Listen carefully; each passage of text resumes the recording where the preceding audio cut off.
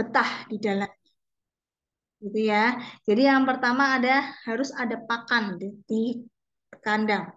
Jadi mau itu jadwal dia apa namanya makan atau tidak, dipastikan setidaknya ada sedikit makanan di dalam kandang. Supaya kalau ketika sewaktu-waktu dia butuh atau dia lapar, dia bisa makan gitu ya. Kemudian yang kedua ada ruang gerak. Nah, yang ini yang perlu kita apa namanya perhatikan ketika kita akan membangun kandang ya. Kita harus sesuaikan dengan kebutuhan ternak itu berapa.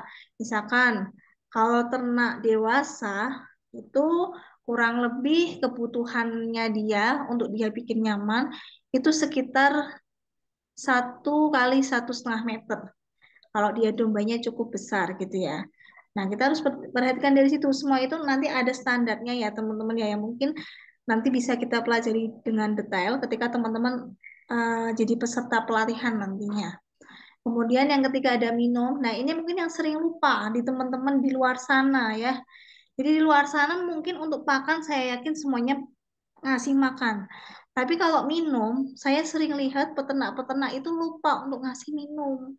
Karena anggapan mereka bahwa ternak itu nggak usah dikasih minum, nggak apa-apa. Kan makannya udah makan rumput. Rumput udah dikasih air. Mungkin sering ya dengar kayak gitu. Sekali lagi minum itu beda. Minum air yang dia konsumsi sama air yang ada pada makanan itu beda sifatnya. Kita coba terapkan kepada diri kita sebagai manusia ya teman-teman ya. Kalau kita makan, misalkan teman-teman makan apa ya yang pakai air, bakso misalkan. Bu Noviani kalau misalkan makan bakso tetap minum nggak? Ya, mau nggak kalau dibeliin bakso doang nggak dibeliin es teh? Iya, nah kan sama ya. Berarti domba juga gitu, meskipun udah dikasih rumput, dia tetap butuh yang namanya air minum ya teman-teman ya. Jadi untuk prinsip bahwa udah dikasih rumput nggak perlu minum, itu prinsip yang kurang tepat ya menurut saya gitu ya. Gitu, meskipun minum itu kita sajikan 1 ember untuk berapa ekor itu enggak masalah. Yang penting kita pastikan bahwa di kandang tersebut ada air minum. Kemudian yang selanjutnya ada faktor udara. Udara di sini maksudnya harus dipastikan kandang tersebut ventilasinya cukup. Ya, jangan sampai ngap gitu ya. Kalau misalkan teman-teman mau bikin kandang cloud house itu nggak masalah. Berarti ventilasi yang kita pakai menggunakan blower, bukan menggunakan udara yang di luar seperti itu. Kemudian faktor yang selanjutnya ada cahaya. Maksud di sini adalah cahaya matahari, termasuk juga cahaya lampu di dalam kandangnya. Ya teman-teman ya. Jadi kalau teman-teman bikin kandang itu, mungkin yang udah punya kandang juga ya. Kandang itu sebaiknya membujur dari arah mana ke mana sih? Tadi mana yang udah punya ternak? Coba Mbak Sri ya, bukan Mbak Siti ya. Mbak Sri kandangnya membujur dari mana ke mana? Kalau standarnya kurang tahu Bu, tapi kalau di rumah itu dari timur ke barat. Membujurnya. Ya, dari timur ke barat. Oke, dari timur ke barat. Oke. Kalau Pak Said kandangnya membujur dari mana ke mana, Pak? Pak Said masih ada nggak sih? Udah nggak ada ya? Sama Bu, saya juga dari timur ke barat. Oh, dari timur ke barat. Membujurnya ya. Ya, Oke. Oke, membujurnya dari timur ke barat. Nah, jadi kalau menghadap ke dari timur utara. ke ya, dari timur biasanya kalau pagi yang panas di sebelah mana? Kalau dari timur ke barat. Ya, yang Bagian sebelah belakangnya. yang samping. Samping ya. Kalau timur ke barat Ya, harusnya panasnya kalau pagi di samping sebelah timur, kiri. kalau sore panasnya di samping sebelah barat ya, panasnya ya. Iya, iya. Iya. Iya. Nah, itulah eh, kalau dari segi kesesuaian diharapkan itu sebenarnya membujurnya itu utara ke selatan ya, teman-teman ya. Supaya kita tidak memberikan pancaran sinar matahari itu di satu sisi saja yang misalkan kita anggap bahwa dia kurang merata. Kayak tadi kita udah sampaikan bahwa kalau misalkan membujur dari timur ke barat, itu otomatis dia akan ketika pagi hari dia akan eh, panasnya di sebelah yang kiri aja gitu kan ya, di timur aja. Kemudian kalau yang sore dia panasnya di sebelah barat saja. Nah, itu kalau dari segi teori itu sebaiknya membujur, membujur ya bukan menghadap ya. Membujur itu dari utara ke selatan supaya matahari itu ada di tengah-tengah gitu. Jadi nanti domba itu nggak minggir-minggir nih karena dia menghindari matahari, tapi matahari itu ada di tengah-tengah gitu ya. Gitu. Nah, mungkin untuk detailnya sekali lagi nanti kita akan pelajari ketika kita akan belajar offline gitu ya. Nah, jadi teman-teman perlu diingat ya, kandangnya mau semewah apapun atau sesederhana apapun, yang penting 5 faktor ini terpenuhi ya. Jadi jangan sampai nih kandangnya dicat warna coklat, warna merah, tapi nggak ada minumnya di dalam, itu sama aja kandangnya tidak memenuhi syarat gitu ya. Kemudian kita lanjut. Nah, kemudian kalau kita tadi sudah tahu faktor apa yang membuat domba itu nyaman, sekarang kita perlu tahu dulu indikator apa sih kita katakan bahwa domba itu nyaman atau enggak. Karena domba itu kan nggak bisa ngomong ya kayak manusia ya. Kalau manusia gerah bisa ngomong, gitu kan. Nah, kalau domba itu kan ngomong apapun keluarnya suaranya sama, ya kan. Nah, kita sebagai peternak kita harus tahu nih indikatornya apa sih. Nah, indikator yang bisa kita lihat dia itu nyaman atau enggak, itu dari tingkah laku dan dari fisiologisnya dia. Jadi kalau dari tingkah laku, dia itu kalau nyaman, dia pasti aktif. Maksud aktif di sini adalah dia tidak melakukan satu kegiatan dalam waktu yang lama. Misalkan dia tiduran, tiduran terus dari pagi sampai sore. Itu berarti ada indikasi dia kurang sehat atau tidak nyaman gitu ya. Kalau nyaman itu pasti dia aktif. Sedikit-sedikit ganti, mungkin tiduran, mungkin berdiri lagi, mungkin muter-muter kayak gitu. Nah, itu dia aktif maksudnya di situ. Kemudian responnya baik ketika ada orang di sekitarnya atau ada burung misalkan, dia akan merespon dengan baik. Kemudian dia akan bergerombol karena sifatnya dia berkelompok. Kalau ada yang menyendiri, berarti dia ada indikasi bahwa kandangnya kurang nyaman atau dia lagi nggak enak badan. Kemudian dia kalau dia itu nyaman, dia akan tenang. Dia aktif, geraknya banyak, tapi dia tenang. Tidak tidak tergopoh-gopoh jalannya, kemudian tidak berteriak-teriak. Kan beda ya, kita bisa bedain bahwa domba itu jalan muter-muter ke kandang dengan tenang dan saat dia jalan dalam keadaan tergopoh-gopoh atau kalau mungkin orang tuh ngos-ngosan gitu ya, kan beda ya. Kalau dia jalannya ngos-ngosan berarti itu ada sesuatu hal yang nggak beres. Tapi kalau dia tenang, muter-muter biasa, berarti itu dia oke gitu ya. Kemudian kalau dari fisiologis, itu ini mungkin sebaiknya ya teman-teman yang pelihara domba atau sapi mungkin atau kambing, sebaiknya teman-teman punya yang namanya termometer ya. Nah, itu yang termometer tubuh, kemudian mungkin bisa juga apa namanya stetoskop ya. Sekarang kan harganya ada tuh yang murah di Shopee ya. Nah, itu bisa membantu teman-teman bisa tahu domba kita itu stres apa enggak gitu loh. Kita bisa lihat yang pertama dulu ya dari denyut nadinya dulu. Jadi kalau denyut nadi itu kan biasanya kita lihat dari mana? Dari ini ya, lehernya dia ya. Kalau nggak dari leher, dari sekitar pantatnya dia juga bisa ya, sekitar ekor ya. Nah, itu bisa kita stetoskop tuh. Kalau misalkan dia nadinya per menit itu antara 70 sampai 135, berarti dia nyaman dalam keadaan tenang, tidak dalam keadaan stres. Kalau dia itu di bawah 70, ya, berarti dia ada indikasi bahwa dia sedang sakit. Kalau di atas 135 berarti indikasinya dia sedang stres, gitu ya. Kemudian kalau frekuensi pernafasan itu dengan cara kita letakkan telapak kita di bawah hidungnya dia. Nah, nanti kita akan hitung nih selama 1 menit itu dia akan nafas berapa kali ya. Nah, ketika nafas itu 26 sampai 54 kali, berarti dia adalah normal atau dalam keadaan nyaman, baik-baik saja. Tapi kalau misalkan dia ke- masih nggak enak badan atau lagi sakit, pasti nafasnya akan lebih jarang. Gitu ya. Kalau kepanasan atau stres, dia nafasnya akan makin banyak gitu.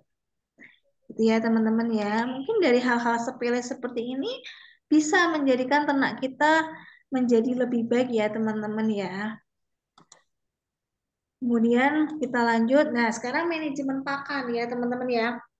Untuk manajemen pakan itu kita sangat perlu ketika kita bicara tentang memelihara hewan. Karena hewan itu seperti halnya manusia, dia butuh yang namanya makanan untuk tetap bisa hidup. Nah, yang dibutuhkan itu ada dua nih, dua hal yang harus dia penuhi. Yang pertama ada yang namanya hidup pokok, dan yang kedua ada yang namanya pertumbuhan, ya teman-teman ya. Jadi kalau untuk hidup pokok itu sebagai bahan untuk metabolisme, untuk dia bernafas, bergerak, dan bereproduksi. Makanya kenapa mungkin teman-teman sering dengar bahwa domba yang kekurangan gizi atau kurang makan, itu susah bunting. Atau ketika dia udah bunting, dia susah melahirkan. Ya, mungkin pernah menemui kasus kayak gitu ya. Nah, itu yang dinamakan dia makanannya kurang cukup nih untuk hidup pokok. Gitu. Ya kan? Boro-boro dia mau bereproduksi. Bergerak aja udah males, udah lemes karena makanannya itu misalkan kurang atau nggak bergizi, ya kan? Dia untuk bergerak aja susah, apalagi untuk lari-larian sama jantannya mungkin, ya kan? Atau jantannya sama betina itu nggak akan ada tenaga lagi gitu. Kemudian akibatnya jika hidup pokok ini tidak terpenuhi, ternak akan lemas, sudah pasti gitu ya. Kesehatan menurun dan berakibat mati, itu udah pasti. Jadi ternak mati itu bukan 100% dikarenakan penyakit, tapi bisa saja ternak itu mati dikarenakan makanannya yang kurang terpenuhi atau gizinya yang kurang baik gitu ya teman-teman ya. Nah, yang kedua itu kalau untuk hal pertumbuhan itu ternak butuh makanan untuk menaikkan bobot badannya ya, khususnya teman-teman yang nanti mau usaha penggemukan itu perlu adanya yang namanya memperhitungkan kebutuhan nutrisi pada ternak tersebut supaya bobot badan ternaknya itu bisa kita targetkan teman-teman. Nah, itu salah satu materi yang nanti teman-teman akan pelajari ketika teman-teman belajar di sini gitu ya. Bagaimana cara menghitungnya, bagaimana cara mengolah makanan tersebut supaya ternak itu doyan, supaya ternak itu nggak boros makanannya gitu ya. Kemudian yang selanjutnya, akibatnya apa sih kalau makanan itu nggak memenuhi pertumbuhannya? Jika tidak terpenuhi, bobot badan pastinya tidak akan naik gitu ya, atau justru menurun dan pastinya akan mengakibatkan kerugian gitu ya. Jadi ternak itu adalah makhluk yang paling jujur ya teman-teman ya. Khususnya dalam hal makanan ini dia yang paling jujur.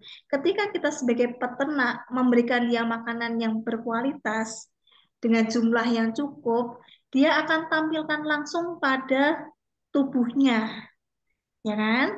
Ketika kita kasih makanan yang enak, otomatis tubuhnya langsung akan gendut, nggak akan bohong dia. Beda sama manusia ya.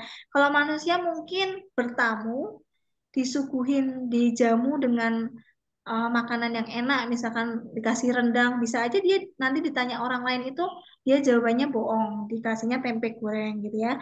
Nah, kalau ternak ini nggak bisa bohong teman-teman. Jadi kalau teman-teman menginginkan ternaknya itu cepat gemuk, gizinya bagus, ya berarti teman-teman juga harus ada usaha untuk memenuhi kebutuhan pakannya, ya kan? Selama ini yang sudah memelihara ternak, dombanya dikasih makanan apa kalau boleh tahu? Rumput biasa aja, Bu. Nah, ya rumput biasa ya. Rumputnya ngarit di sekitar rumah, Pak ya. Iya. Iya, nah itu dia. Mungkin kalau selama ini teman-teman di sini pelihara domba untuk tabungan, it's okay, nggak ada masalah. Teman-teman kasih makanan tersebut ke dombanya. Tapi beda cerita, lain cerita ketika teman-teman sudah mulai punya niatan ingin memiliki usaha ingin memiliki bisnis domba ini, berarti teman-teman harus pelan-pelan membiasakan kebiasaan yang baru, yang tentunya sesuai dengan kebutuhan dombanya. Seperti itu. Kayak tadi kita udah tahu bahwa contohnya di Pak Mardiono tadi dia kasih konsentrat, ya kan? Konsentratnya dari limbah-limbah sayuran. Nah, itu bisa juga kita kita lakukan gitu ya. Seperti itu.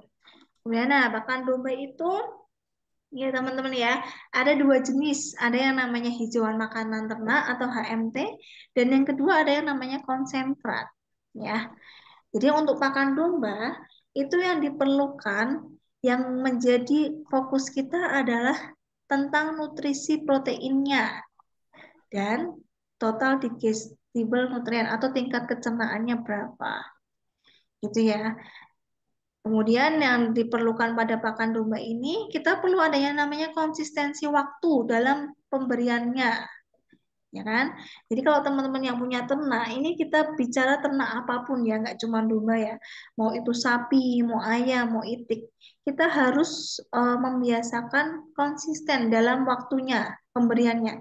Jadi kalau misalkan teman-teman biasa ngasih makan pagi itu jam 6, berarti diharapkan setiap harinya itu bisa stabil jam 6 terus. Kalau misalkan molor-molor sedikit ya jam 6 lebih 15, setengah 7 nggak apa-apa. Tapi jangan sampai biasanya jam 6, kemudian di suatu hari dikasihnya di jam 8 misalkan. Nah, itu yang membuat ternak akan stres seperti itu. Jadi hal sepele seperti ini juga, ini membuat ternak akan bobot badannya menurun ya teman-teman ya. Jadi sekali lagi teman-teman harus konsisten dalam waktu, gitu ya. Yang pertama kalau kita bicara tentang HMT atau hijauan makanan ternak, hijauan yang dimaksud di sini adalah rumput, dedaunan, dan leguminosa. Jadi yang namanya hijauan untuk ternak itu nggak hanya rumput ya teman-teman ya. Daun-daun itu juga termasuk bisa masuk ke dalam makanan ternak juga hijauannya. Ya, seperti mungkin teman-teman yang selama ini pernah kasih daun nangka gitu ya. Kemudian ada daun jambu, kemudian ada daun apa lagi? Daun lamtoro mungkin, ya kan? Nah, itu bisa juga. Kemudian kalau untuk leguminosa, leguminosa itu maksudnya adalah keluarga kacang-kacangan. Seperti kacang tanah, kacang kedelai, kemudian ya pokoknya apapun yang berbentuk kacang-kacangan itu pun baik untuk ternak gitu ya. Kemudian hijauan sebaiknya diolah terlebih dahulu. Bisa menggunakan pengolahan silase, fermentasi, atau amoniasi supaya nutrisi lebih baik. Seperti tadi Pak Said sudah sampaikan bahwa Pak Said biasa memberikan rumput yang diarit kemudian eh, diberikan kepada ternak, dan rumput itu mungkin didapatkan dari beberapa tempat gitu ya. Nah, karena rumput itu kita tidak tahu persis dia jenisnya apa, kemudian kita ngambilnya dari berbagai tempat, nggak cuma satu tempat doang. Maka dari itu perlu adanya yang namanya pengolahan hijauan terlebih dahulu. Selain nutrisinya itu supaya lebih baik, kita menghindarkan hijauan itu dari racun ya teman-teman ya. Kan kita kadang nggak tahu tuh, ya kan, hijauan yang di luar sana ada racunnya apa enggak, ada potensi apa namanya membahayakan atau enggak. Nah, dengan diolah terlebih dahulu ini kita akan meminimalisir adanya kasus-kasus tersebut. Ya, jadi kalau teman-teman nanti penasaran bagaimana, mungkin yang belum pernah dan ingin coba mengolah hijauan itu seperti apa, boleh banget di sini gitu ya. Karena kan kalau belajar di YouTube sebenarnya juga bisa ya, di YouTube juga banyak. Kalau teman-teman searching bagaimana cara membuat silase, bagaimana cara membuat fermentasi, itu pasti akan muncul di YouTube atau di Google. Cuman kan kalau kita lihat di YouTube atau di Google itu kan kita nggak bisa praktek langsung ya teman-teman ya, hanya cuma lihat, ya kan, tahu teorinya. Tapi kalau kita mungkin sama-sama belajar di sini, teman-teman bisa langsung membuktikan, bisa mencoba, dan mungkin bahkan bisa bawa hijauan yang teman-teman olah itu untuk uji coba ke ternaknya masing-masing gitu ya. Kemudian yang kedua ada makanan yang namanya konsentrat ya teman-teman ya. Jadi konsentrat yang dimaksud di sini adalah pakan penguat yang di dalamnya terdiri dari sumber energi dan sumber protein. Jadi kalau konsentrat ini sifatnya adalah pakan penguat Sekali lagi tadi kita sudah di awal sudah bahas bahwa makanan kesukaan domba adalah rumput atau hijauan. Ya, jadi makanan utamanya sudah pasti hijauan. Nah, konsentrat ini sifatnya hanya sebagai tambahan atau makanan penguat saja. Gitu. Jadi meskipun teman-teman sudah memberikan konsentrat, diharapkan tetap memberikan hijauan meskipun porsinya hanya sedikit gitu ya. Atau enggak misalkan teman-teman males nih kalau udah ngasih konsentrat, males ngasih hijauan. Boleh teman-teman nggak usah ngasih hijauan, tapi ternaknya digembalakan saja biar dia makan hijauan sendiri. Itu juga boleh. Supaya ternaknya tetap waras ya teman-teman ya. Jangan sampai dikandangin terus suruh makan doang kan kasihan kayak gitu. Kemudian yang selanjutnya konsentrat diberikan sebelum hijauan untuk merangsang bakteri pada saluran pencernaan ini lebih aktif. Jadi fungsinya konsentrat ini untuk memaksimalkan pencernaan si ternak tersebut, teman-teman. Jadi kalau teman-teman tahu kan bahwa hijauan itu kan seratnya tinggi ya, dia kasar ya. Nah, ketika ternak ini saluran pencernaannya itu nggak ready, bakterinya itu belum aktif, hijauan itu nggak akan bisa dicerna. Alhasil akibatnya adalah ternaknya jadi mencret, jadi diare. Nah, dengan memberikan konsentrat ini yang akan membangunkan si bakteri-bakteri tersebut di dalam pencernaan si domba. Sehingga ketika kita kasih konsentrat, pencernaannya itu akan lebih aktif bakterinya dan hijauannya bisa dicerna lebih baik gitu ya teman-teman ya. Kemudian yang selanjutnya ini mungkin yang terakhir ya, pencegahan dan pengendalian penyakit. Nah, mungkin saya perlu disclaimer dulu di sini di awal bahwa kita sebagai pelaku peternakan itu kita tidak diizinkan yang namanya uh, menjudge dia itu sakit apa. Karena itu ada profesi tersendiri ya, ada yang namanya dokter hewan ya. Jadi kalau kita sebagai peternak itu hanya boleh mencegah dan mengendalikan penyakit saja, bukan memutuskan dia sakit apa dan juga bukan memutuskan dia harus dikasih obat apa, gitu ya.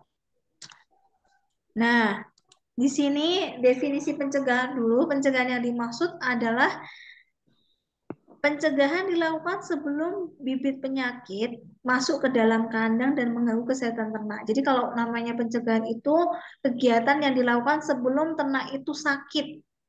Jadi masih sehat, dia dicegah gitu ya. Bentuk pencegahan penyakit itu ada namanya sanitasi, desinfeksi, vaksinasi, pemberian vitamin dan mineral, dan biosecurity gitu ya. Kalau pengendalian itu kegiatan yang dilakukan ketika bibit penyakit sudah masuk tubuh ternak dan maksudnya adalah supaya penyakit tersebut tidak menyebar luas. Jadi kalau pengendalian ini dilakukan ketika misalkan dalam satu kandang itu ada 10 ternak. Nah, yang 2 ternak misalkan udah sakit nih. Nah, kita pingin nih yang 8 itu jangan sampai ketularan. Nah, berarti kita harus melakukan yang namanya pengendalian penyakit. Gitu ya. Contoh bentuk pengendaliannya adalah isolasi ternak yang sakit, terutama ternak yang sakit disebabkan karena virus ya. Kalau virus itu kan menyebarnya cepat sekali, seperti mungkin yang tren akhir-akhir ini ada yang namanya PMK ya, penyakit mulut dan kuku. Nah, itu kan penyakit yang disebabkan karena virus. Nah, ketika si ternak itu terkena PMK, berarti kita sebisa mungkin harus cepat-cepat untuk mengisolasi dia. Gitu. Kalau misalkan sudah terlalu parah, lebih baik dibunuh aja gitu lah istilahnya, biar dia nggak menularkan ke teman-temannya. Kemudian yang kedua, pengobatan ternak yang sakit. Nah, pengobatan yang di sini yang dimaksud bukan berarti kita memutuskan, oh domba ini sakit A, kemudian dikasih obat ini. Enggak. Tapi prosedurnya adalah ketika domba itu sudah terlanjur sakit, kita akan yang namanya konsultasi ke mantri hewan atau ke dokter hewan. Nah, ketika dokter hewan atau mantri tersebut ngasih resep, kita tugasnya adalah memberikan obatnya, bukan kita membuat resepnya. Ya, sekali lagi kalau peternak itu tidak di tidak diharapkan dia meresepkan obat ya, takutnya nanti malah salah gitu ya. Kemudian yang ketiga ada yang namanya penguburan bangkai. Jadi kalau misalkan ternaknya ada yang sakit, ada yang mati, mau itu ayam, mau domba, mau kambing, itu cepat-cepat dikeluarkan dari kandang, kemudian cepat-cepat untuk dibakar atau dikubur gitu ya. Kadang kan saya sering lihat itu, terutama kalau peternakan ayam ya, karena dia hewannya nggak terlalu besar. Ketika dia mati, dibiarkan saja dulu, nggak langsung dikeluarin gitu ya. Nah, itu yang menyebabkan teman-temannya jadi bisa ikut sakit gitu ya, teman-teman ya. Nah, mungkin sebagian teman-teman sudah paham lah pencegahan pengendalian, tapi memang dari dua kegiatan ini yang sulit adalah untuk konsistensi melakukannya. Benar ya, teman-teman ya? Kalau pahamnya udah paham ya, tapi konsistensi untuk melakukannya yang susah kan.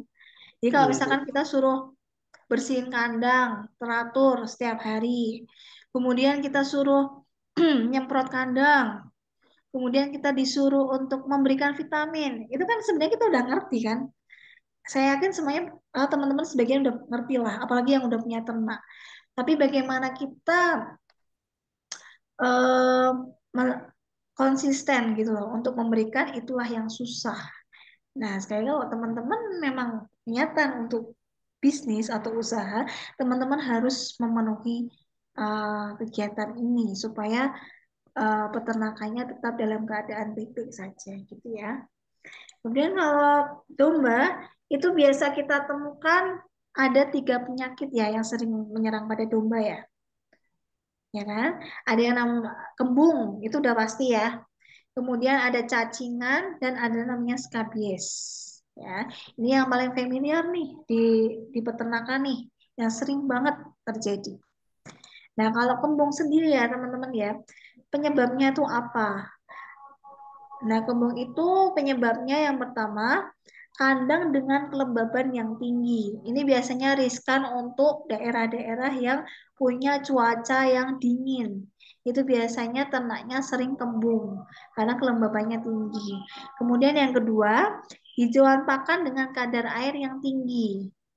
Ya, jadi eh, kita kasih dia hijauan yang basah misalkan. Nah, itu bikin kembung juga. Kemudian yang ketiga, hijauan yang terlalu muda. Ini biasanya saya sering lihat banyak peternak yang ngasih daun-daunan itu dengan kondisi daun yang muda. Itu sebenarnya nggak disarankan ya teman-teman ya. Itu menyebabkan kembung gitu. Nah, solusinya apa? Solusinya yang pertama, pastikan kandang itu terkena cahaya matahari yang cukup. Seperti tadi kita udah bahas di masalah perkandangan, bahwa cahaya itu harus terpenuhi. Kemudian yang kedua, hijauan yang baru dipanen jangan langsung diberikan ke domba, harus diangin-anginkan dulu. Jadi kalau teman-teman yang di sini ngarit, itu jangan setelah ngarit langsung diberikan ya, tapi dipastikan sudah diangin-anginkan dulu. Kemudian yang selanjutnya, jangan digembalakan terlalu lama ya, atau terlalu pagi. Digembalakannya itu terlalu pagi sebelum matahari terbit, alhasil dia akan kembung.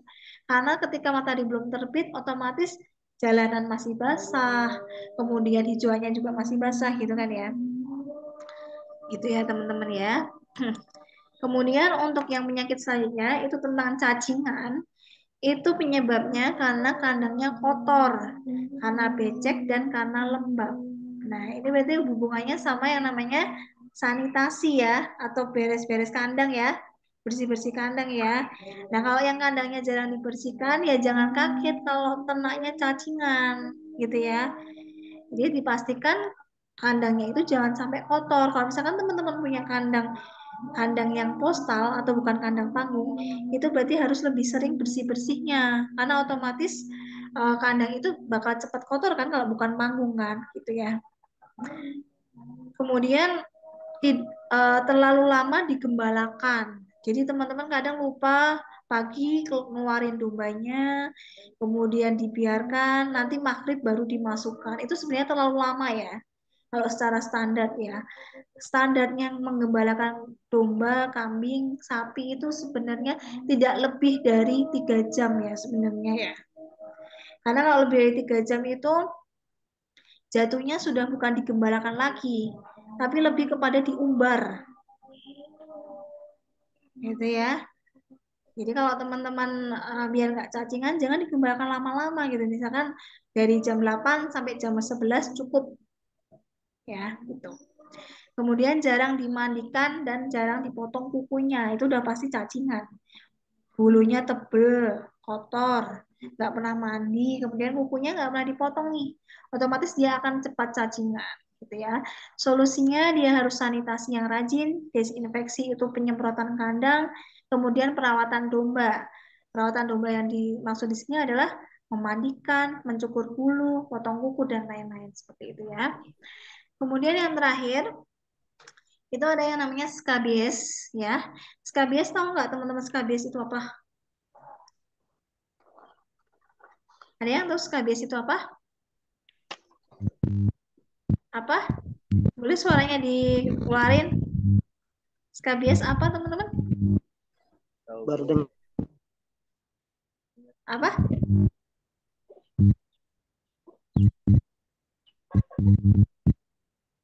Seperti buruan, Bu.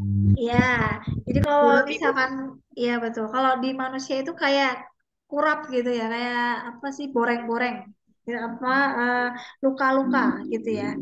Jadi skabies itu dia menyebabnya disebabkan karena tungau. Tungau itu temennya kutu ya, semacam kayak kutu gitu ya, yang namanya SKB. Akibat kandang terlalu padat. Jadi kita terlalu pelit nih, bikin kandangnya kecil banget, tapi dombanya banyak banget. Alhasil dia dempet-dempetan di kandang. Udah pasti dia akan cepat skabies. Kemudian kandangnya kotor dan bau amoniaknya tinggi. Nah, kita terlena karena kandang kita panggung nih, kandangnya panggung nih. Berarti nggak perlu sanitasi rajin-rajin, misalnya gitu. Ternyata kotorannya itu di bawah kandang itu udah numpuk banget nih. Baunya sampai kemana-mana. Nah, itu memicu adanya skabies. Kemudian yang terakhir, kualitas pakannya rendah. Jadi ketika masuk di sini kualitas pakan rendah itu, ketika teman-teman itu ngasih rumput, misalkan ya, sudah rumputnya itu nyarinya di berbagai tempat, nggak tahu jenisnya apa, jenisnya macam-macam, nano-nano. Kemudian rumputnya itu nggak dicacah dulu, dibiarkan tetap panjang, kemudian langsung dikasihin ke dombanya, dombanya suruh langsung makan. Nah, itu adalah potensi besar dombanya akan terkena skabies. Karena rumput-rumput yang liar di luar sana, yang di pinggir-pinggir jalan, itu biasanya dia teksturnya lebih kasar. Sehingga ketika kita memberikan rumput tersebut tidak dicacah dulu, panjang langsung dikasihin, otomatis mulutnya akan cepat luka. Nah, ketika mulut itu luka, itu akan mengundang si tungau ini. Tungau ini akan suka ketika ada luka gitu loh. Nah, ketika ada luka dia seneng, kemudian lukanya jadi gatel, kemudian gatel-gatel jadi melebar, melebar jadi boreng-boreng gitu kan. Kemudian dia akan menular ke eh, bagian yang lain. Dan perlu teman-teman ketahui bahwa skabies ini termasuk penyakit zoonosis ya, atau penyakit yang dari hewan bisa menularkan ke manusia. Jadi ketika teman-teman punya domba yang skabies, ya kan, yang terkena skabies, kemudian kita berinteraksi dengan domba tersebut, berkemungkinan kita akan ketularan skabiesnya. Bentuknya sama kalau di manusia juga ya. Bentuknya gatel yang luar biasa dan itu menyebabkan kita jadi luka-luka gitu. Saya solusinya adalah disiplin sanitasi dan desinfeksi, kemudian kepadatan kandang disesuaikan dengan jumlah domba, hijauan diolah terlebih dahulu, dan rajin memandikan. Seperti itu ya, teman-teman ya. Oke, udah azan ya. Ini tinggalnya pada di Pulau Jawa nggak sih? Atau ada yang luar Jawa? Ini saya di Lampung, Bu. Oh, ada yang luar Jawa. Oke, kalau yang di Jawa kayaknya udah pada azan ya. Ya, di Lampung juga udah azan ini. Oh, di Lampung juga udah azan. Oke, baik. Mungkin sebentar saja nanti kita maksimal jam 12 kita selesai ya. Mungkin untuk materinya sudah cukup sampai di sini. Mungkin saya akan buka diskusi sebentar saja ya, nggak usah lama-lama. Mungkin ada yang pengen ditanyakan teman-teman?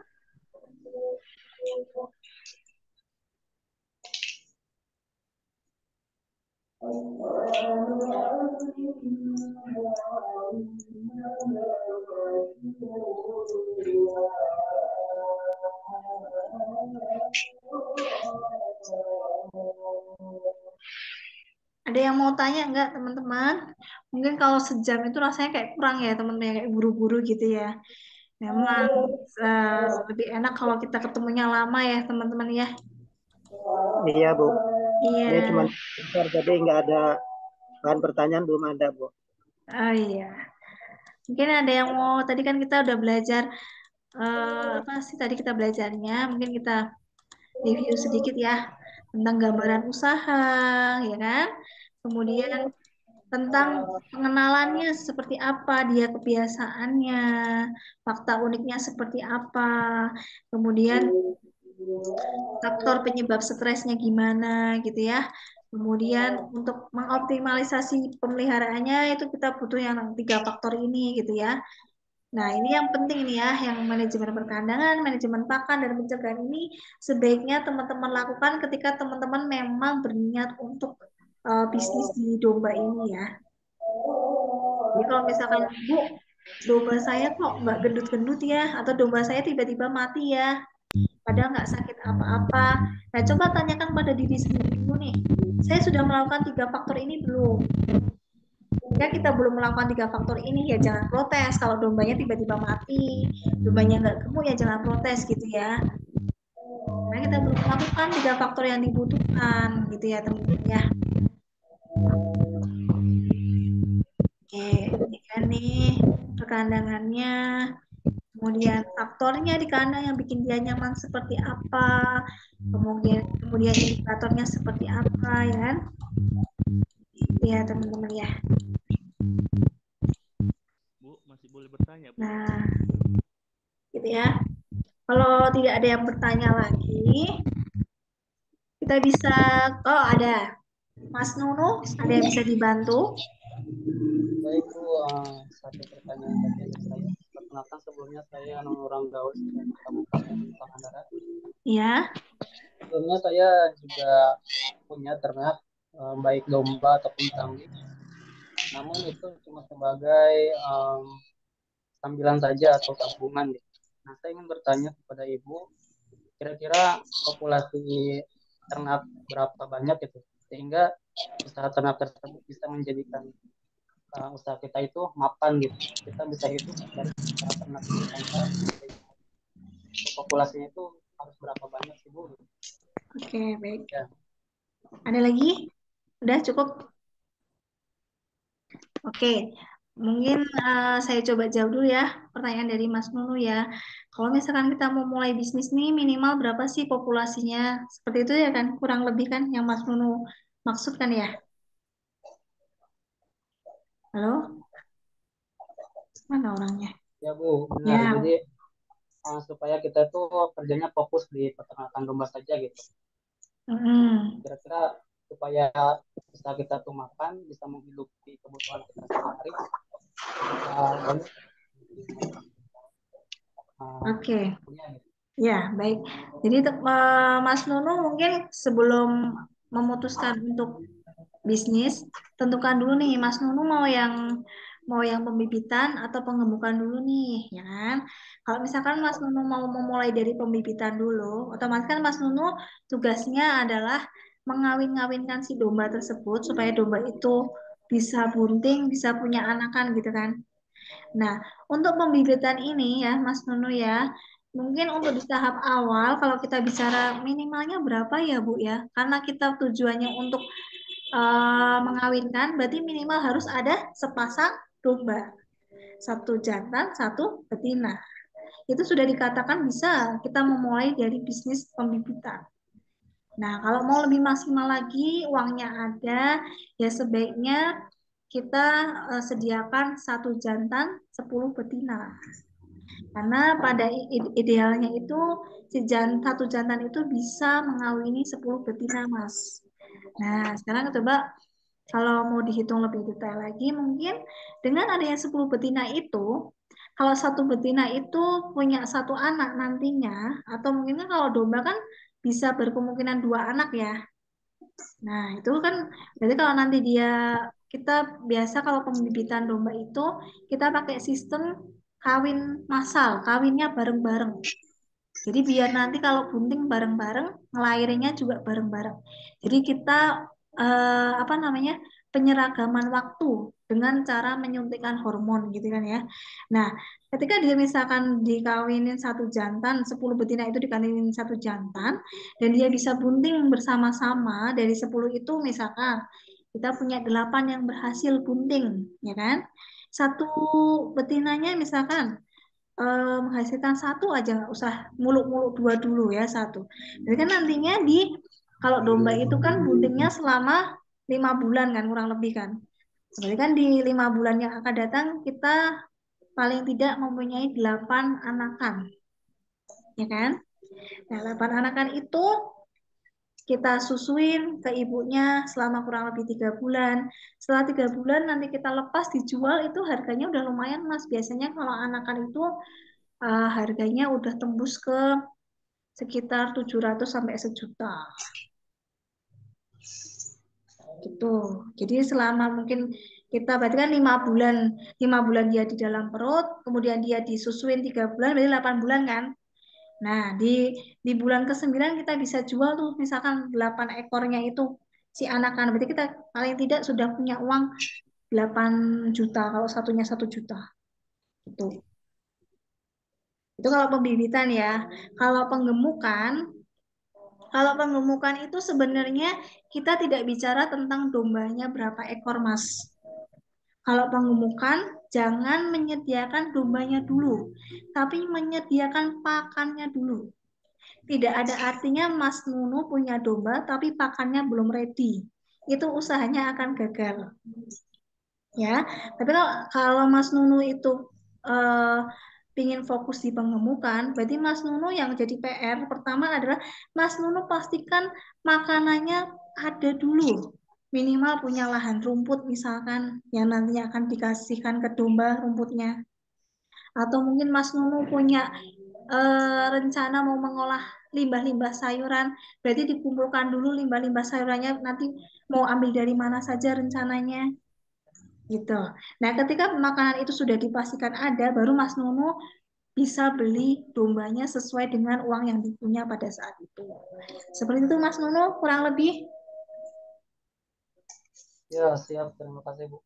Iya, nanti mungkin ya saya tunggu ya. Nanti bisa belajar bareng di sini ya, supaya bisa bicara lebih panjang lagi ya Mas ya. Boleh, boleh. Ya, siap. Ayo, siapa lagi nih? Mungkin satu lagi aja ya, karena waktunya udah mepet ya. Siapa nih yang mau mengajukan pertanyaan? Yang belum pernah jadi peserta aja deh. Siapa nih? Saya, Bu. Oke, Mbak Sri bisa dibantu? Oke. Terima kasih Ibu atas kesempatannya. Sebelumnya izin bercerita dulu sebelum saya Ya, mengajukan pertanyaan itu. baik. Sebetulnya di sini ini adalah ternak ayah saya, bukan saya yang mengurus gitu. Mm, Namun pemeliharaan yang dilakukan oleh ayah saya itu jauh dari pemeliharaan yang Ibu paparkan barusan gitu. mm, Seperti dari kandangnya, pakannya, dan dari pengendalian penyakitnya gitu. Namun sejauh ini memang bagus begitu Bu. Tidak ada hal yang serius gitu dari segi penyakit dan lain-lain gitu. Namun ya begitu jauh dari sistem pemeliharaan yang seharusnya mungkin. Nah, menurut Ibu, bagaimanakah hal yang pertama gitu yang harus dilakukan oleh ayah saya agar dari sistem pemeliharaan dan dari yang lain-lainnya itu lebih maksimal begitu Bu ke depannya gitu. Itu yang pertama. Yang kedua, apakah pelatihan di BPPP Bandung Barat itu ada pelatihan domba? Jika ada, kapan Ibu? Terima ya. kasih. Ya, terima kasih Mbak atas pertanyaannya. Mungkin saya coba jawab ya. Yang pertama, berkaitan dengan pertanyaan tersebut, kalau boleh tahu, punya dombanya berapa ekor Mbak di rumah? Untuk jantannya ada satu, untuk betinanya ada satu. 6 bulan yang lalu itu si betinanya itu melahirkan 2 anak Ibu. Jenis kelaminnya betina. Dua-duanya betina. Nah, Terus kandangnya berapa meter kalau boleh tahu? untuk ukuran kandangnya kurang tahu sih Bu, belum pernah ngukur, tapi untuk jantannya itu kandang individu dan untuk betinanya itu kandang lumayan besar gitu Bu, untuk bareng-bareng sama anaknya. Oke, terus untuk anakan yang dua yang sekarang umurnya udah 6 bulan ya berarti ya? Ya betul. Itu nyusunya selama berapa bulan Mbak kemarin dia anaknya? Kurang memperhatikan sih Bu, tapi sampai sekarang itu masih barengan gitu kandangnya sama induknya. Masih keluar susunya nggak? Kayaknya enggak sih Bu, soalnya udah enggak ngelihat nyusu gitu ke induknya. Oke, ya. Sip. Berarti mungkin kalau boleh saya apa namanya? Boleh saya sampaikan mungkin ayahnya Mbak Sri ini lebih fokus ke pembibitan ya. Karena kan mengawinkan gitu ya. Bisa jadi sih Bu, Iya, tapi di sisi lain ya itu kadang dijual gitu. Fungsinya itu ya. bukan bisnis gitu Bu, tapi lebih ke tabungan mungkin. Ya, nggak apa-apa kan. Misalkan banyak juga di luar sana yang awal-awalnya itu hanya iseng-iseng tabungan. Tapi kalau ternyata nguntungin juga ya, bisa juga nih dilanjutin, diseriusin gitu kan ya. Nah, mungkin kalau Mbak tadi nanya, Bu, sebaiknya ya saya harusnya gimana ya supaya lebih baik lagi. Sebenarnya kalau tadi Mbak yang udah sampaikan itu sudah menuju ke arah yang betul ya Mbak ya, nggak 100% nggak tepat ya. Kayak misalkan tadi Mbak sampaikan bahwa Bu, jantannya sudah individu, itu udah betul. Karena kalau pembibitan itu kan berarti di sini kita punya indukan sama pejantan ya, punya dua jenis kelamin yang berbeda. Otomatis kandangnya itu tidak boleh disatukan, ya kan? Jadi udah betul yang Mbak sampaikan bahwa jantannya harus individu. Kemudian kalau untuk induknya itu bareng sama anak-anaknya. Nah, mungkin kalau menurut saya apa yang harus dilakukan? Kalau dari segi jantannya kayaknya nggak ada masalah, Mbak. Ya kan, jantannya sudah bisa mengawini dan bisa menghasilkan anak. Berarti kan itu jantannya sudah terbukti dia nggak mandul ya, ya kan? Nah, sekarang yang perlu diperhatikan mungkin dari sisi perawatan induk bunting sama perawatan anaknya kayaknya, Mbak. Yang mungkin itu belum maksimal kalau menurut saya ya. Jadi mungkin tadi Mbak kan sampaikan bahwa Bu, saya kurang perhatiin nih, dia itu nyusunya berapa bulan, terus ibunya itu keluar susunya sampai kapan saya kurang perhatiin gitu kan ya. Nah, kalau memang Mbak itu nantinya mau fokus ke pembibitan, berarti selain Mbak itu punya dasarnya jantan dan betina dan memastikan dua-duanya nggak mandul, Mbak harus persiapkan juga nutrisi untuk betina yang sedang bunting dan sedang menyusui. Itu yang paling penting.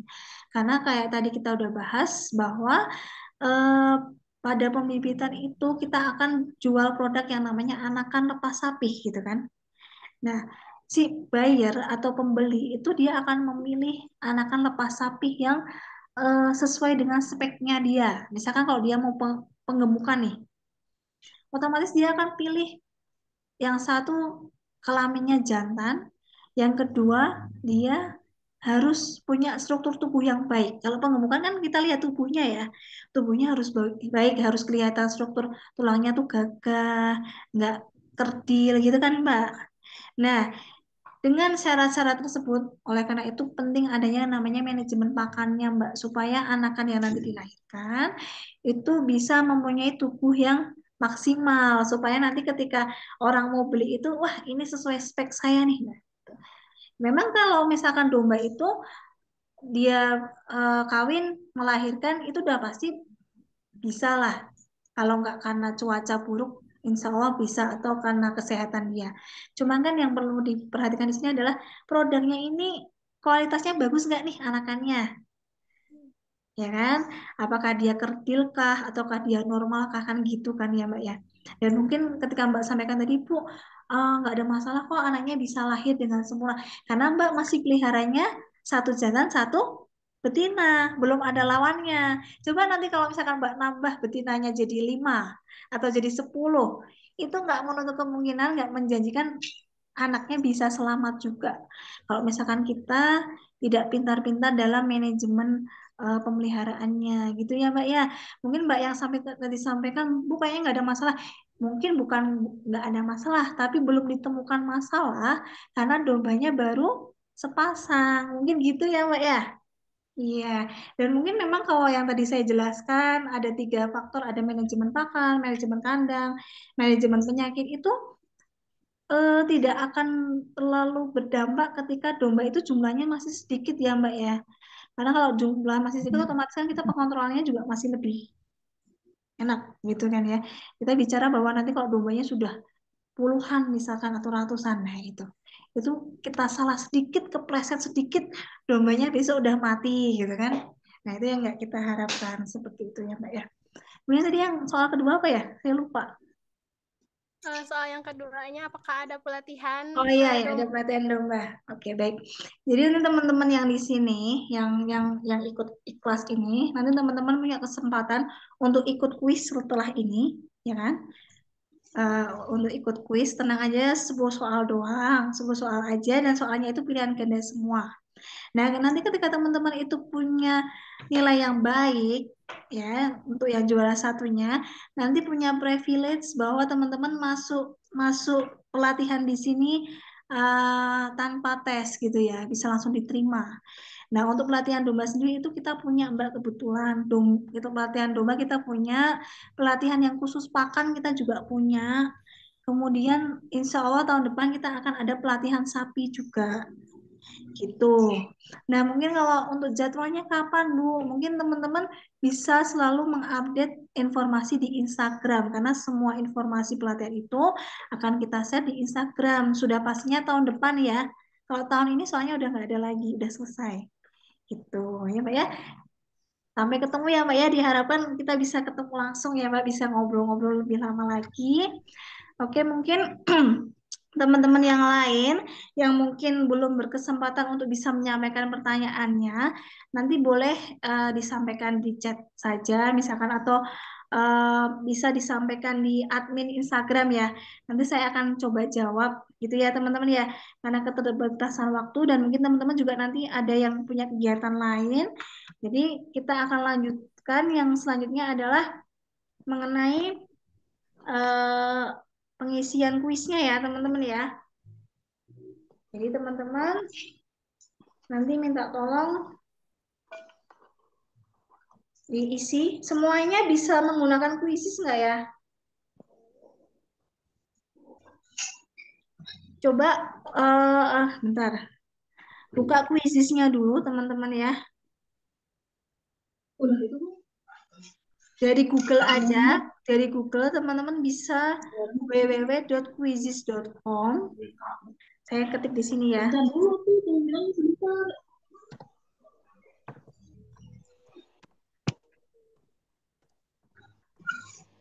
Nah, itu dibuka dulu.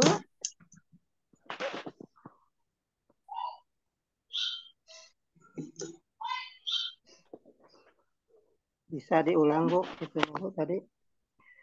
Ya, itu ada di chat ya, www.quizzes.com. Nanti saya berikan apa namanya kodenya aja ya, biar cepet ya. Bentar ya.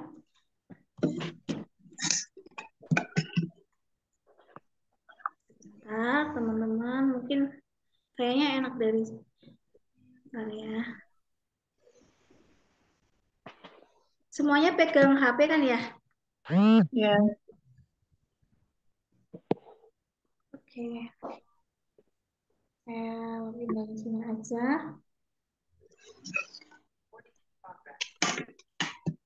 Oke, bentar ya. Saya stop share dulu. Saya stop share dulu.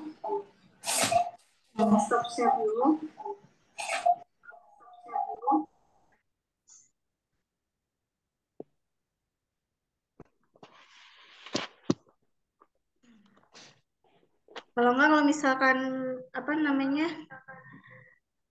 nggak bisa buka kuisis, nanti pakai link juga bisa ya teman-teman ya.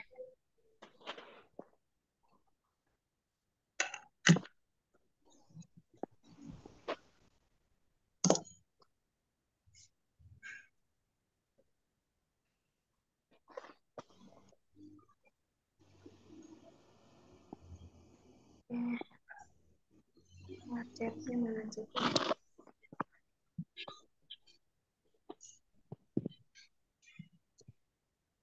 Ya, teman-teman bisa buka lewat link aja lah ya, biar cepet ya.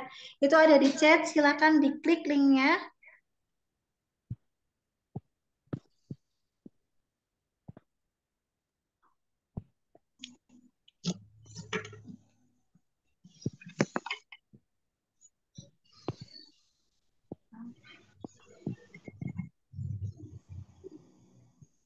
Bisa nggak? Nggak keluar.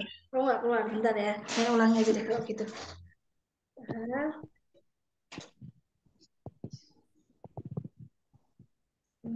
nah.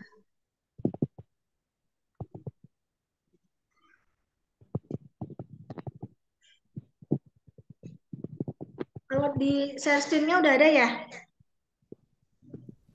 Nah, teman-teman bisa nih, tadi www.quizzes.com, terus teman-teman masukkan kode ini.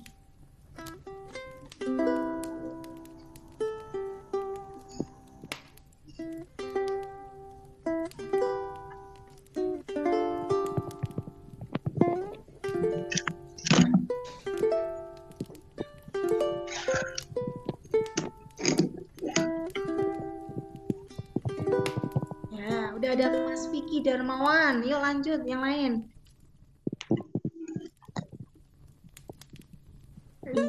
Rizal udah ya.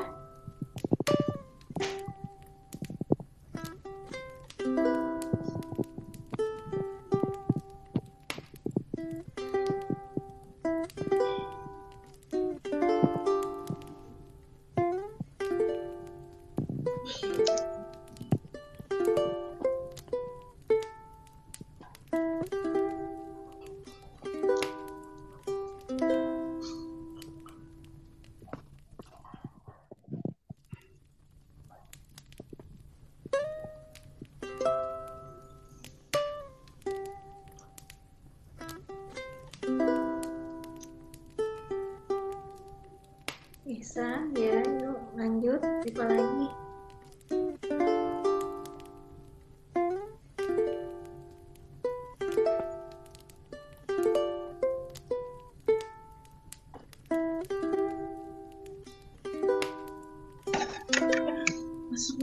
Anissa.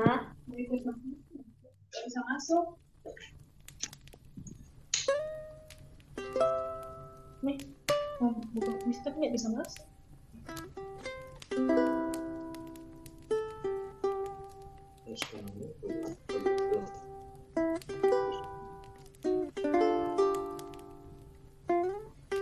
Siapa yang belum? Pak Said belum ini Bu, nggak bisa bukanya. Oh, ya udah nggak apa-apa ya. Kalau nggak bisa nanti apa namanya? Bapak nyimak aja ya. Iya ya. Bu Noviani udah belum? Juga nggak bisa masuk, Bu. Buka dari Google aja dulu www.quizzes.com. Terus nanti masukkan kode yang ada di layar ini, Bu. Oh ya. Mbak Sri udah belum, Mbak Sri? Belum bisa, Bu. Lagi nyoba dulu. Sebenarnya nggak usah di-download juga bisa sih. Dari Chrome aja. Iya, tapi nggak muncul gitu, Bu. Kayak ngeblank putih setelah dibuka linknya.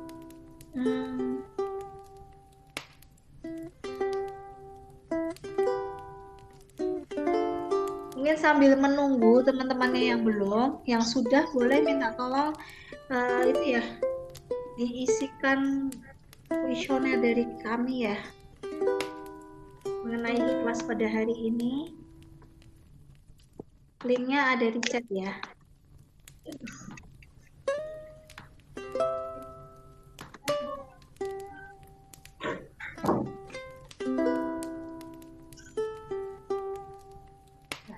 Sambil menunggu yang sudah bisa minta tolong buka chatnya dulu.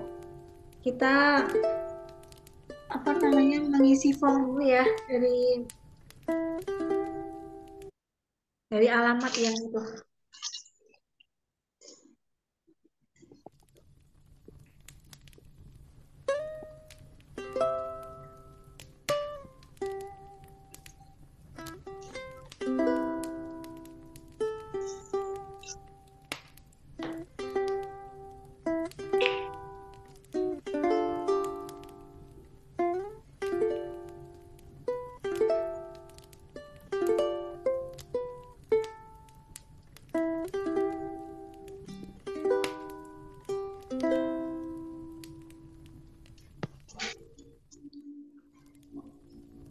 bisa ya?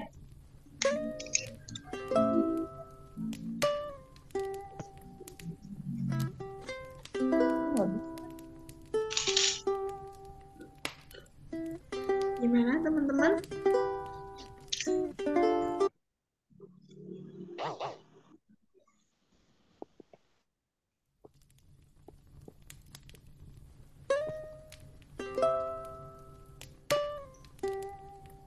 Nggak bisa.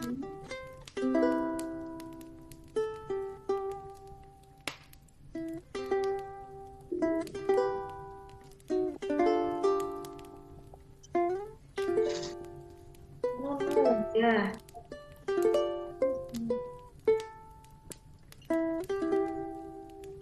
Lima orang yang belum bisa ya? Iya. Tuh, nggak bisa. Ya udah, kalau yang nggak bisa nanti bisa nyimak aja.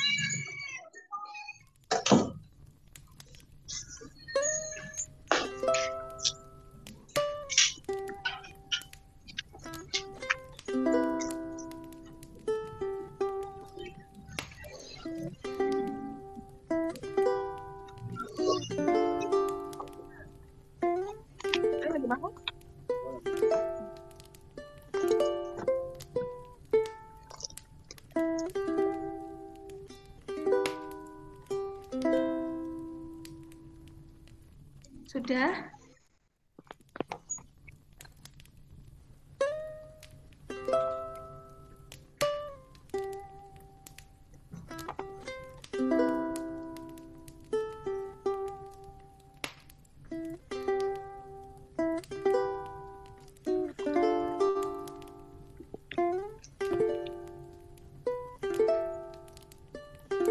Yang misalkan nggak bisa, nanti apa namanya, boleh ikut jawab di itu aja, di chat aja. Nanti biar saya yang koreksi, ya.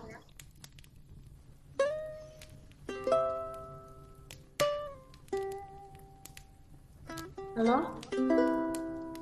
Halo. Saya sudah bisa masuk, Bu. Oh, udah bisa. Oke. Oh iya, ada Bu Noviani ya yang nggak bisa ya? Iya. Ya udah, nggak apa-apa kalau misalkan nggak bisa. Nanti Bu Noviani sama Pak Said ikut jawab aja di chat, nanti biar saya yang koreksi ya. Oke? Bisa kita mulai, teman-teman? Kita mulai ya. Silahkan.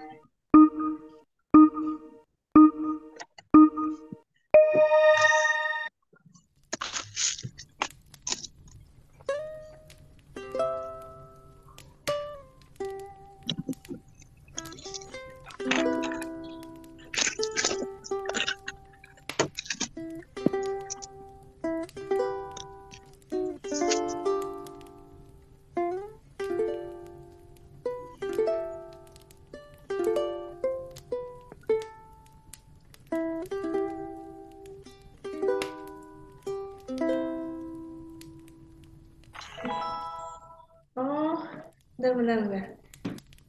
Ini masuk juga ya.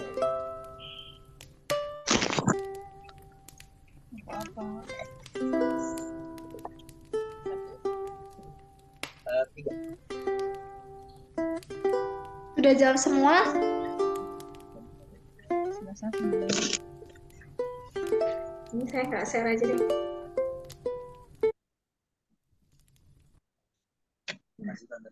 Ya.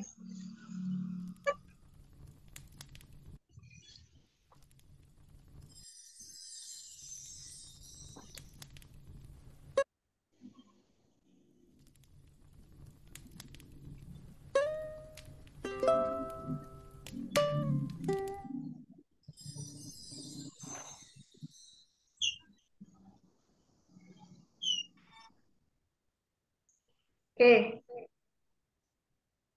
bentar ya.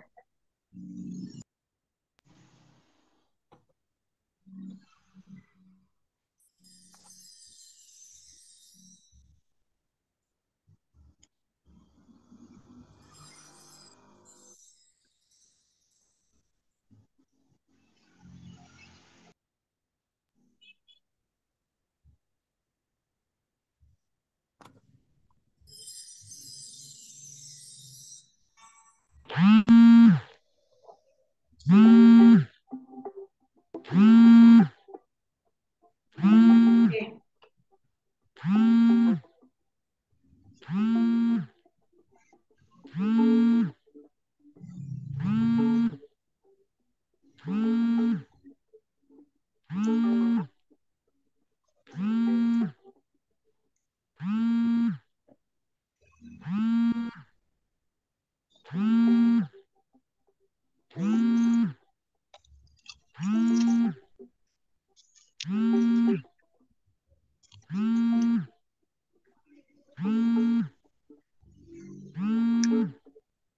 Oke, teman-teman, sudah selesai semua ya? Halo?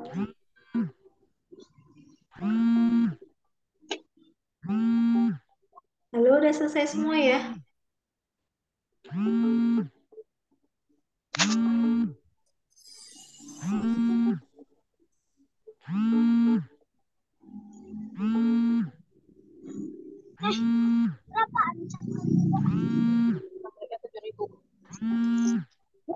Banyak. Itu ada 8.000. Tunggu. 2, 3, 4. Kurang 500. 500. Udah nggak apa-apa. Itulah. 500. 500 tadi ya. Ya.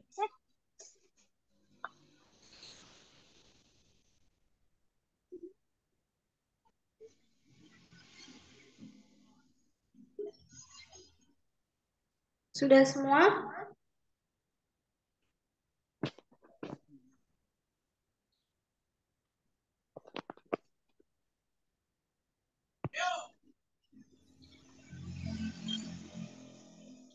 Udah semua ya teman-teman ya?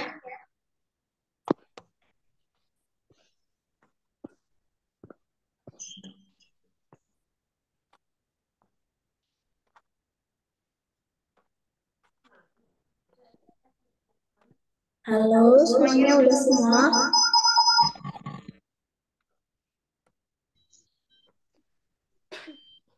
Oke, kalau sementara yang sudah masuk ya, yang urutan pertama itu ada Mbak Anissa Julianti.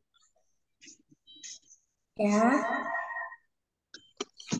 Nanti kalau misalkan siapa? Bu Noviani sama Ya. Bu Noviani sama Pak Said nanti kalau misalkan mau ikut tesnya, nanti bisa itu ya Bu ya, menyusul aja. Nanti Ibu chat aja deh boleh ke Instagram. Ibu kemarin lewat Instagram bukan? Iya. Nah, nanti bisa chat aja ke Instagram saya ke DM. Nanti saya tuliskan soalnya ya. Siap. Ya, oke. Oke. Oke, teman-teman jangan lupa kuesionernya yang di chat juga diisi ya. Udah? Sudah diisi belum? Yang HTTPS form ini loh. Sudah ya?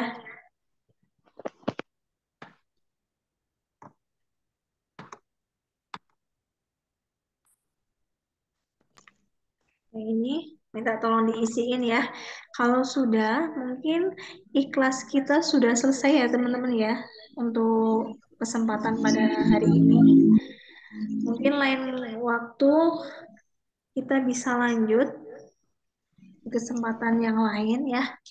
Sekali lagi terima kasih untuk atensinya teman-teman, untuk partisipasinya, dan mungkin untuk Mbak Anissa Julianti, Nanti dihubungin sama Pak Fajar ya untuk kelanjutannya ya.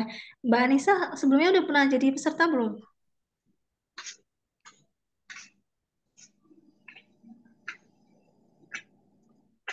Belum ya, oke. Kalau gitu nanti Mbak Anissa akan dihubungin langsung ya sama Pak Fajar ya, karena Mbak Anissa tadi mengerjakan yang paling cepat dan uh, untuk jumlah betulnya yang paling banyak gitu ya. Nah, untuk yang terakhir, saya minta tolong semuanya on kamera. Saya akan ambil gambar capture-nya ya, teman-teman ya, sebagai dokumentasi. Boleh minta tolong diaktifkan dulu.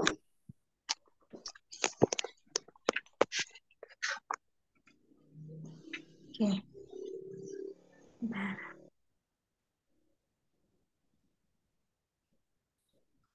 Oke.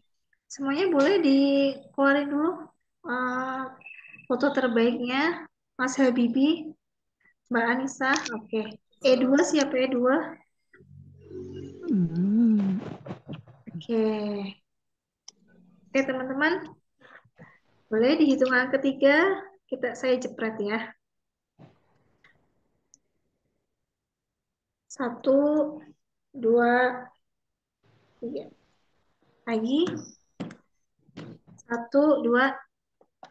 Oke.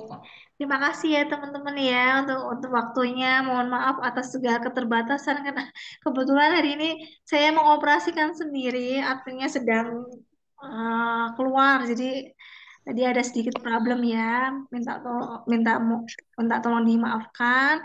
Ditunggu uh, partisipasinya di lain waktu lagi ya kalau ada ikhlas-ikhlas yang lain ya teman-teman ya. Sampai jumpa. Dan kalau misalkan teman-teman di luar yang tadi selain Mbak Anissa itu kita masih welcome ya untuk mendaftar pelatihan ya. Ditunggu ya tahun depan ya teman-teman ya. Sampai ketemu. Terima kasih waktunya. Assalamualaikum warahmatullahi wabarakatuh. Terima kasih, Ya, ya. Nanti kalau materinya mau biar di share sama Pak Fajar ya. Ya, boleh off.